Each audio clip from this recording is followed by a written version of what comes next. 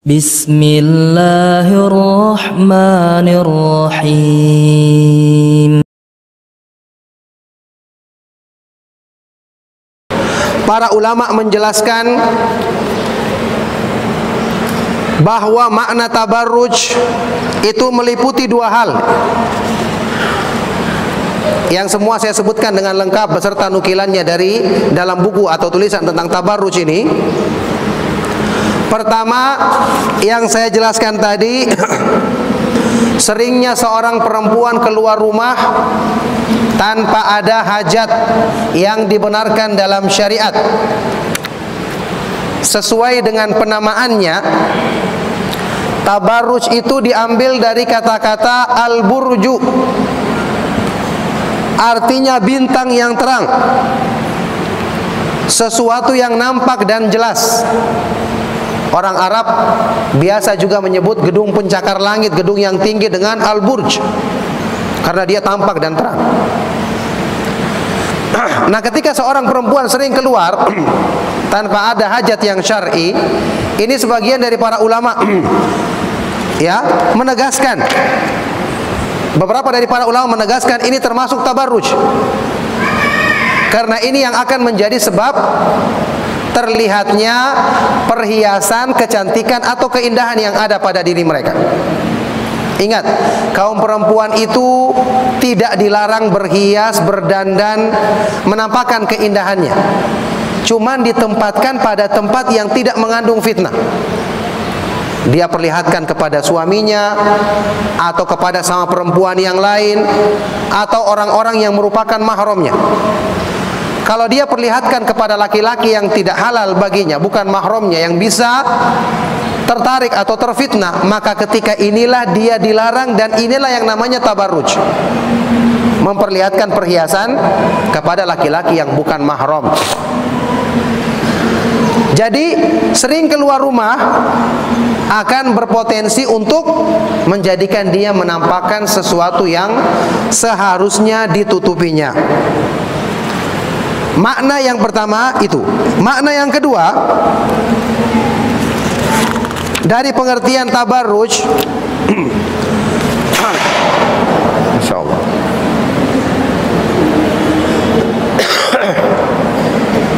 makna yang kedua adalah seorang perempuan yang keluar rumah dengan menampakkan keindahan dan kecantikan atau perhiasannya yang seharusnya disembunyikan dari laki-laki yang bukan mahramnya. Apa tujuannya? Sudah kita bahas tadi, untuk menyempurnakan rahmat Allah, kemuliaan dan keutamaan bagi perempuan tersebut. Perempuan dilarang melakukannya, karena ini akan menimbulkan fitnah dan kerusakan, menjadi sebab penjagaan dari Allah Subhanahu wa ta'ala bagi dirinya akan dicabut. Ini dilarang. Makanya ketika dalam Al-Quran saja, di surat An-Nur ayat ke-31, di zaman jahiliyah dulu, ya, di zaman orang Arab terdahulu, mereka itu kaum perempuan memakai perhiasan yang ketika mereka ingin perhiasan tersebut diketahui laki-laki, ya, perhiasannya itu berupa semacam kalung yang dipakai di kaki yang ada bunyinya, mereka memukulkan kakinya waktu berjalan supaya didengar. Ini saja dilihat, dilarang, padahal tidak terlihat, cuma terdengar. Apalagi kalau diperlihatkan dan ditampakkan. Allah Subhanahu wa ta'ala berfirman, wala yadribna bi arjulihinna liyu'lama ma yukhfina min zinatihinna. Dan janganlah mereka kaum perempuan memukulkan kakinya, yakni melangkah dengan langkah yang keras sehingga diketahui, terdengar perhiasan yang mereka sembunyikan, yakni semacam kalung yang tadi saya katakan diletakkan di kaki yang dipakai kaum perempuan di zaman dahulu. Jangan mereka lakukan itu, karena ini akan mendatangkan fitnah. Makanya kalau ini berhubungan dengan sesuatu yang didengar saja dilarang, apalagi yang terlihat.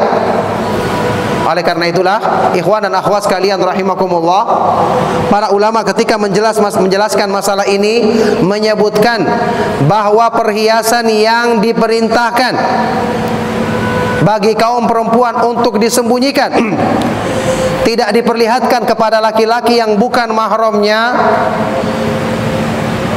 itu ada dua macam. Ada yang namanya az-zinatul asliyah, perhiasan atau keindahan asal yang ada pada dirinya. Maksudnya bagian-bagian tubuh perempuan yang berpotensi menimbulkan fitnah.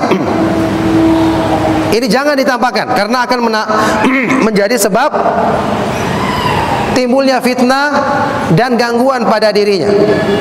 Ya, ini bagian-bagian tubuhnya yang menarik atau mengandung fitnah. Yang kedua,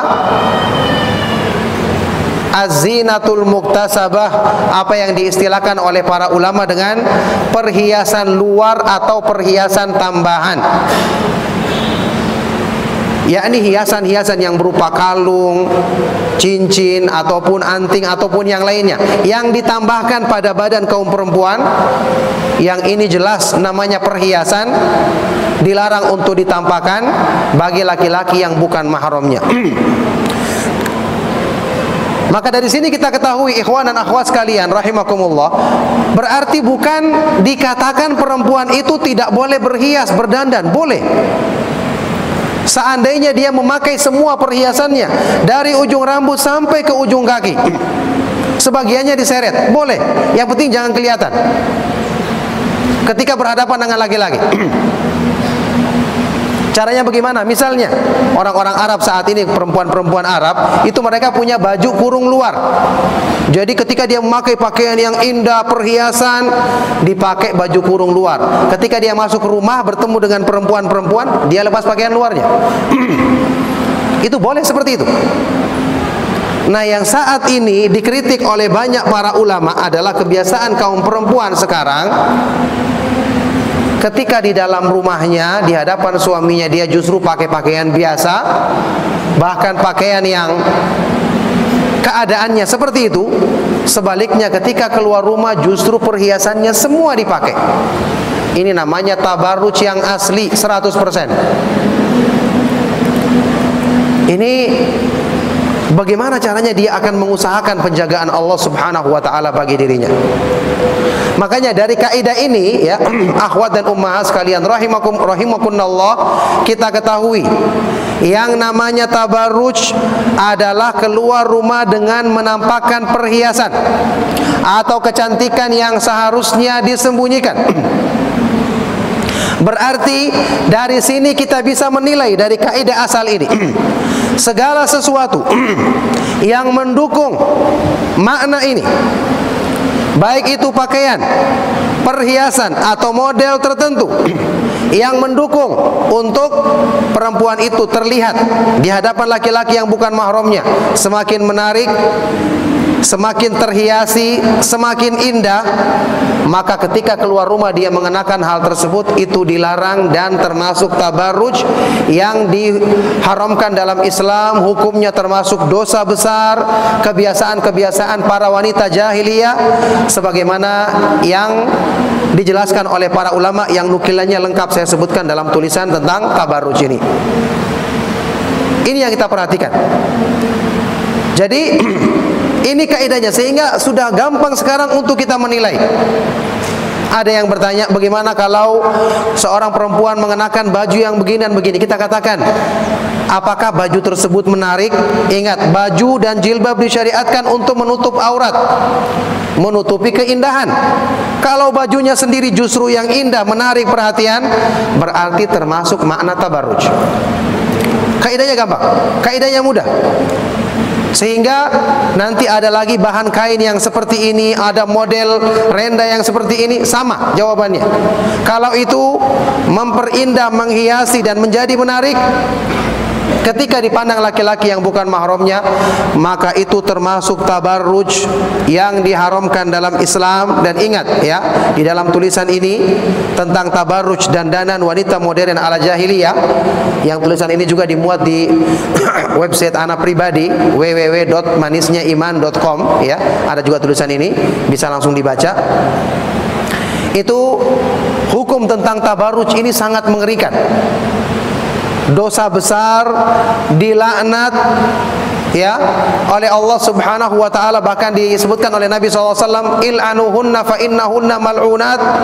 Laknatlah mereka karena memang mereka itu adalah orang yang terlaknat, dijauhkan dari rahmat Allah, dan berbagai macam ancaman-ancaman besar lainnya. Makanya tentu saja seorang perempuan muslimah, seorang wanita yang beriman tidak ingin menjadikan dirinya dijauhkan dari rahmat Allah Subhanahu wa taala, apalagi dengan mempertimbangkan keutamaan-keutamaan yang besar yang ada pada pensyariatan jilbab dan adab-adab berhias bagi wanita yang demikian agung diterangkan dalam Islam, seperti yang tadi sebagian kita sudah bahas dan sudah kita paparkan.